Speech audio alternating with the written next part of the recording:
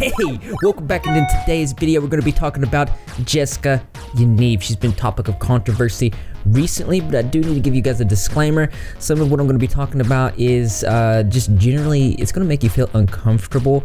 The person I'm about to talk about has a history of trying to silence people, so I do want to say that everything in this video is alleged. That being said, and if you're unfamiliar, Jessica Yaniv, whose birth and legal pre-transition name is Jonathan Yaniv, is a trans activist who a lot of people believe is a child predator in disguise. As of June 2018, Yaniv was granted a publication ban which prevented the media from publishing both her name or legally exploring details of her history, which to me is a red flag. Fortunately, as of July 17, 2019, and thanks to the work of the Justice Center for Constitutional Freedoms of Publication, the ban was lifted. And just as soon as this happened, we saw an immediate rise in people trying to expose her, one of those being YouTuber Blaire White. And these things that were exposed kind of were the epitome of what defines problematic.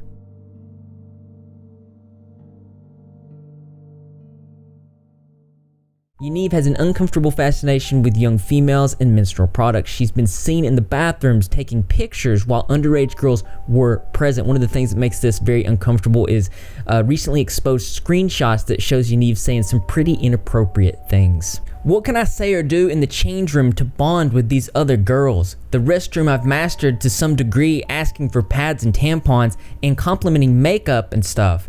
Would asking for a pad tampon in the change room still work?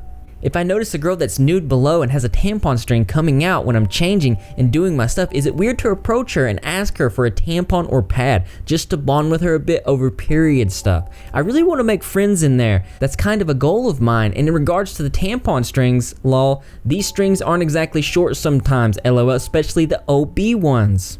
And the conversations increasingly become more uncomfortable as she starts talking about 10-year-old girls. It sucks because on Wednesday I'm traveling to an island on a ferry, and usually they do field trips, so that means tons of 10-year-old girls in the bathroom when I need to change my pads.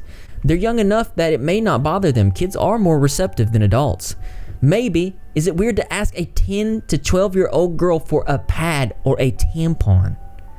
A little, because kids look up to us for guidance and help, and not every girl may know what they are. If she wants a tampon though, should I give her one and instruct her on how to use it? If she doesn't know how to use it, I would find her mother. If her mom is not there, then yes. And what would I tell her? Like, would I go into the stall with her and help her? That sounds so weird. And in another one, I'm so nervous for Wednesday. Why? I think my period is going to start on Wednesday when I'm traveling to Victoria and going on the ferry, and the first day is usually very heavy, so I'm going to have to change my pad often.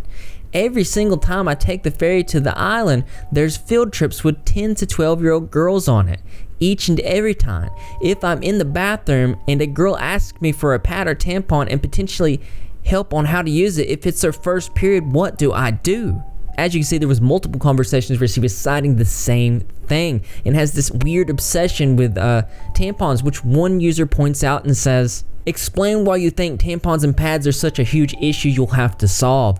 You, as a male transition female, will never have to change a pad. You should be responsible and understand that that's just something you will never have to do or should help with. It's gross how obsessive you are with this scenario. I do want to point out that I did watch Blaire White's debate with Yaniv, and in that she did say that she was intersex, which means that she does have female and male reproductive systems, but I'm still not sure if that means that she'll have a conventional type of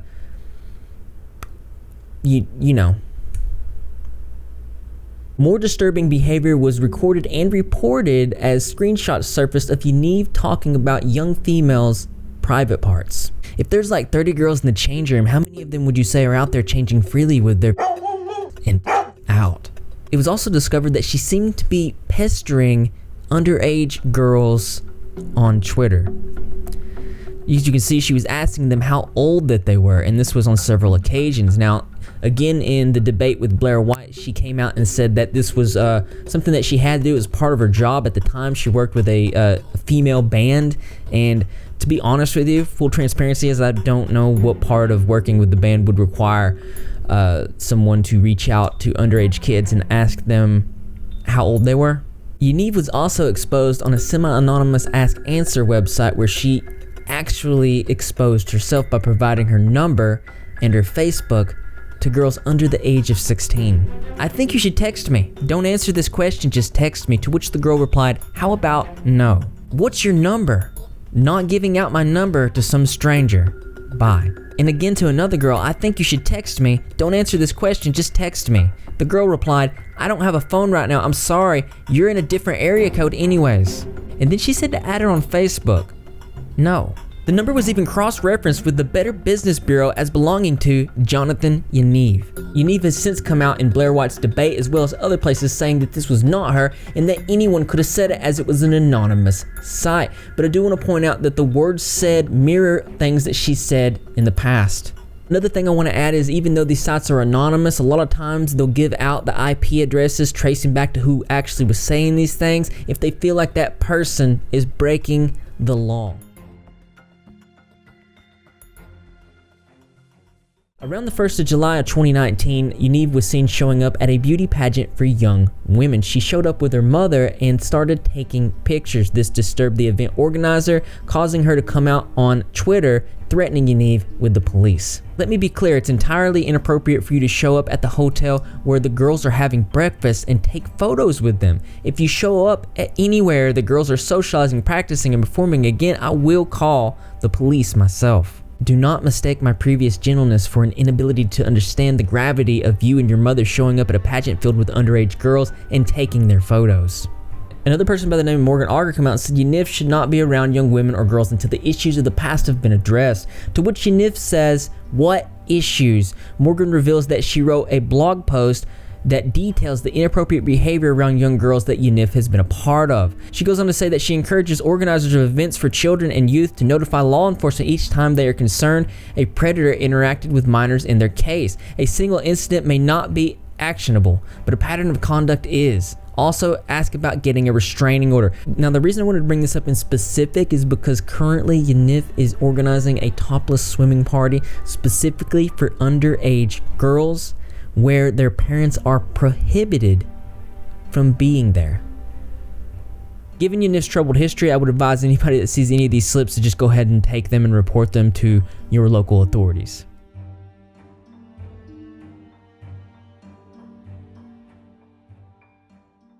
Now, the reason that people are talking about Yaniv in the first place is problematic in itself, but I wanted to save it towards the end of the story because it adds a lot of much needed context. In 2018, Yaniv filed 16 human rights complaints with the British Columbia Human Rights Tribunal, charging various waxing and aesthetic salon workers for transphobic discrimination because they did not want to provide beautification services to her male genitalia. Now, it's important to know that each of these salon workers specifically indicated that they only provided intimate area services to female clients, and they specifically challenged Yaniv's gender because Yaniv presented herself with a male-presenting photo, still used her male name, and actively used male pronouns on her various social media as late as November 2018. So this means that Jessica Yaniv was carrying on as Jonathan Yaniv when she was going in and out of women's restrooms, holding bizarre conversations with underage girls, and talking about menstrual products. And it was even said in the Blaire White debate that how easy it was to change your gender to female in Canada. Another thing I just feel like it's important to point out is that of the 16 defendants, many were of ethnicity and from religious and cultural backgrounds that limited close contact with male genitalia. And the problem with that is the lawyer of the defendants pointed out that Yaniv had been open about her bigoted beliefs and narrow mindset towards ethnicity and people from different cultures. A couple of things that the lawyer points out is that gender identity does not change physical genitals. Jessica Yaniv presented as male with male name and appearance. Jessica Yaniv had a secret identity and presented herself as a male.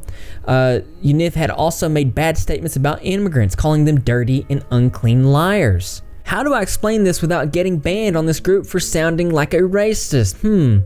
We have a lot of immigrants here who gawk and judge and aren't exactly the cleanest people. Well, you already failed at that. You definitely sound like a racist and a bigot. They're also verbally and physically abusive. That's one main reason why I joined a girls' gym, because I don't want issues with these people.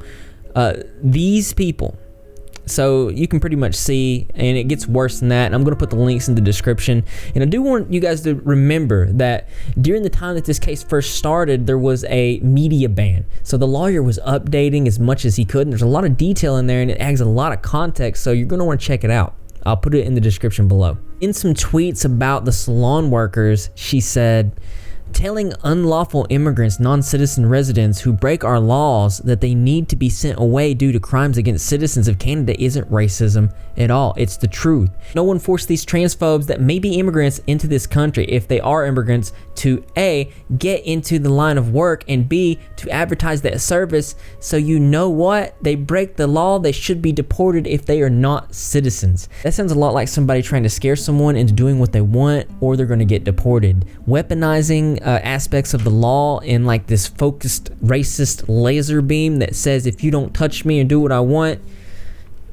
Now this story has a lot of layers, and certainly more than I could put into one video, but I am going to put all the links in the description so you guys can check that out, form your own conclusions. There's like a whole saga going on YouTuber Blaire White's channel where Yaniv doxed her and put her life in danger, so you might want to check that out. I'll also put that in the description below.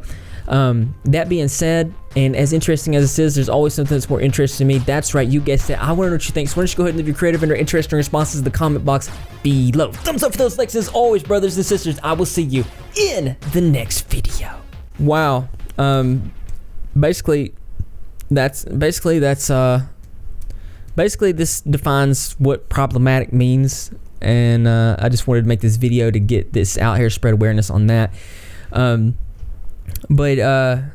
In other news and things that we're working on is I'm trying to get more videos out this week, but I've been working on some hats for us. I mean, these are really cool hats. I'm going to show them to you. This is them here, and this is going to be outside of my current merch store, and if you guys do want to get some merch, it's the best way to support the channel. The link is in the description, but I've been looking and trying to get high quality hats for a really long time, and this is the same kind of hats that Vans use and all them, and this, I believe I finally found it. It's perfect. It's how I want it. I feel like it's something that I can be proud to wear, and that's what we look for in quality on the Repzilla channel. And I know that you'll get it when it does come out. I don't have an official launch date, but when it does come out, I will let you know, and you can get it and wear that hat, because it is like it's the equivalent of a tinfoil hat, so aliens can't read your mind and all that, and it's another way to show that you're repping. If you're not repping, you're Greg. And how do you do that? All you gotta do is subscribe, notifications turn on, be in the comment section every single video, because I'm gonna be there, Greg the Cat's gonna be there, and the rest of the Repswap community as well. And I expect to see you there too, because this channel loves you. I need coffee, I think, but I have an ulcer.